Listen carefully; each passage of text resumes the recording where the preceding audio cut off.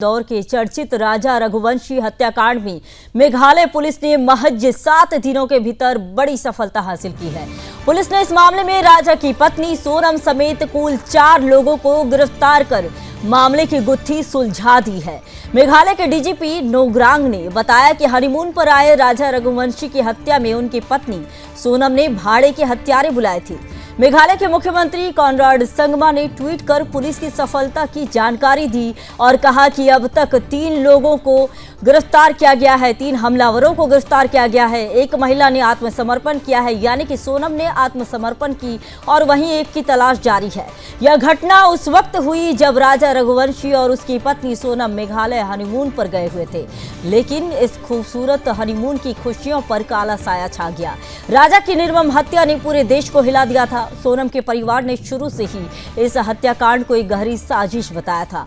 अब उनकी गिरफ्तारी से मामले की हकीकत सामने आने की उम्मीद जगी है। मध्य प्रदेश के मुख्यमंत्री मोहन यादव ने गृह मंत्री अमित शाह से इस मामले की सीबीआई जांच की सिफारिश की है, जिससे जांच में और तेजी आने की संभावना है। अब इस पर पुलिस का क्या कुछ कहना है, आइए वो आपको सुनवाते हैं।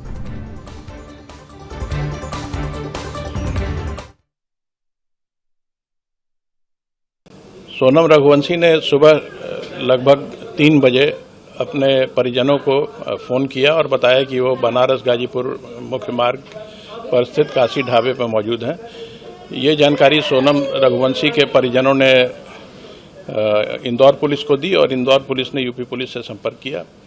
इस जानकारी पर गाजीपुर पुलिस ने सोनम रघुवंशी को बरामद किया और उन्हें तत्काल हॉस्पिटल ले गए, जहां उनकी मेडिकल जांच की गई।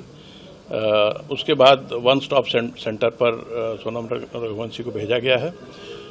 मेघालय पुलिस भी इंदौर में मौजूद थी इसी केस के इन्वेस्टिगेशन के तहत, और वो इस समय गाजीपुर के रास्ते में है। जैसे ही वो वहाँ पहुँचते हैं, कानूनी प्रक्रिया पूर्ण कर सोनम रघुवंशी को उन्हें हैंडओवर कर दिया जाएगा।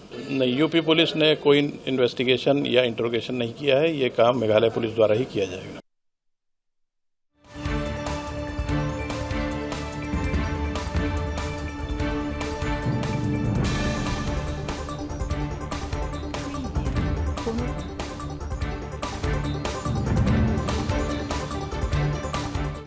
इसी खबर पर और अधिक जानकारी के साथ रामस्वरूप शर्मा मेरे सहयोगी जुड़ चुके हैं। रामस्वरूप जी, ये बताइए कि आखिर ये हनीमून मौत का जाल कैसे बन गया? आखिर सोनम ने क्यों ये हत्या की साजिश रची? कोई खुलासा सामने आया है, कुछ सामने आया है क्या? जी देखिए, सबसे पहला जो आपका सवाल है कि क्यों इस तरह का कदम उठाया गया और क्यों ये शादी, क्यों ये हनीमून एक हत्या में तब्दील हो गया, तो उसका सबसे पहला जवाब तो इस बात का सीधा जवाब ये कि सोनम रघुवंशी की जो नाजायज संबंध इस चीज को लेकर सबसे पहले सामने जिम्मेदार जो सामने आ रहे हैं। राज कुशवाहा नाम के व्यक्ति थे, सोनम रघुवंशी के नाजायज संबंध थे। प्रथम दृष्टया पुलिस ने और जो सूत्र है उनके द्वारा ये बात निकलकर सामने आ रही है। लंबे समय से सोनम रघुवंशी राज कुशवाहा नाम के व्यक्ति के प्रेम प्रसंग के संबंध में थी और वो इस पूरे घटना का मास्टरमाइंड न केवल राज कुशवाहा था, बल्कि सोनम भी इस पूरे मामले में मुलव्विस थी और दोनों की एक संयोजित और मिली जुली प्लानिंग थी, जिसे मेघालय में अंजाम दिया गया। और मध्य प्रदेश पुलिस से और मध्य प्रदेश के पूर्व मुख्यमंत्री, वर्तमान मुख्यमंत्री डॉक्टर मोहन यादव इस पूरे मामले को लेकर संजीदा थे। पूर्व मुख्यमंत्री और केंद्रीय कृषि मंत्री शिवराज सिंह चौहान ने प्रधानमंत्री को इस पूरे मामले से अवगत कराया था, उन्हें पत्र लिखा था और इसमें सीबीआई जांच की मांग की थी।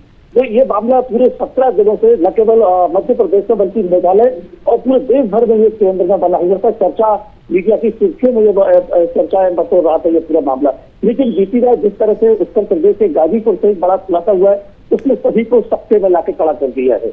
एक ढाबे पर ये महिला पहुंचती है और वहां मोबाइल मांगकर अपने भाई से वीडियो कॉलिंग करके पुष्टि करती है कि मैं ही फोन कर रही हूँ, मैं ही आपकी बहन हूँ, इस वक्त मैं मौजूद हूँ। बदहवास हालत में थी ढाबे बारे में जिस तरह से पूरी स्थिति को बताया है। तो यहाँ एक एंगल निकलकर सामने ये आता है कि वो जो इलाका है गाजीपुर का, जो नेपाल बॉर्डर से सटा हुआ इलाका है, तो कहीं न कहीं सोनम इस पूरी वारदात को अंजाम देकर शायद बॉर्डर क्रॉस करना चाहती थी और नेपाल की तरफ जाना चाहती थी, लेकिन उसे ऐसी स्थिति में वहां बदहवा स्थिति चलने के लायक नहीं थी। वो छठी बांधी बताई गई है और उसे चिकित्सीय देखरेख में फिलहाल रखा गया है। तो ये कहीं ना कहीं लगता है कि वहां से वो आगे बढ़ने की स्थिति में नहीं थी और अपने परिजनों को फोन करके किसी तरह की सहायता चाहती थी, लेकिन जो ढाबा लेकिन रामस्वरूप जी, जैसा कि आप बता रहे हैं कि वो बदहास अवस्था में मिली और वो बॉर्डर क्रॉस करना चाह रही थी, लेकिन इसमें यह भी आ रहे हैं कि उसके साथ कई लोग और शामिल थे, तो किसी और ने उसकी सहायता नहीं की। और कौन कौन लोग इसमें शामिल हो सकते हैं, क्या लगता है? बिल्कुल, देखिए मैं सबसे पहले अपनी बात पूरी कर दूं कि ये जिस तरह से वो इस संदिग्ध परिस्थितियों में थी, उसकी संदिग्ध परिस्थितियों को, उसके बॉडी लैंग्वेज को जो होटल कर्मी है, जो खाना कर्मी है, उसने भापा और स्थानीय पुलिस को फोन लगा दिया कि एक महिला यहाँ इस हालत में हमारे पास आई है और वो मदद की गुहार कर रही है। पुलिस उसकी सूचना पर वहां पहुंचती है, ढाबे पर उसी मतलब से हिरासत में ले लिया जाता है। तो एक बात यह है कि वो जो बॉर्डर क्रॉस करके जो शायद नेपाल जाने की उसकी जो प्लानिंग थी और वो सहायता मांग रही थी, वो जो उसका प्लान था आगे का, वो पूरी तरह फेल हो गया।